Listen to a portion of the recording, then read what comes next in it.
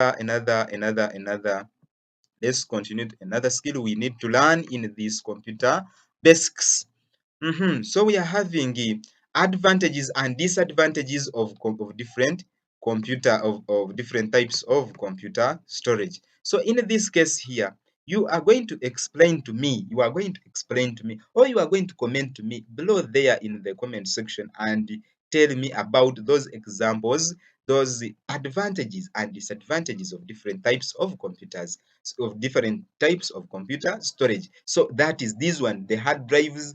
You are going to tell me about the disadvantages and advantages of the hard drives, disadvantages and advantages of using compact diskettes, disadvantages and advantages of using flash diskettes, disadvantages and the advantages of using of using DVDs. So all those are disadvantages and advantages. I hope to find all those results in the comment section. So my dear friend, let's continue learning and making computing easier. For more references, you can toggle around and see in the videos that I've uploaded. So you can also view and learn more about these devices, the storage devices, the flash diskettes, the hard drives, and the what. So here, this is like a test or an exercise or some take home exercise.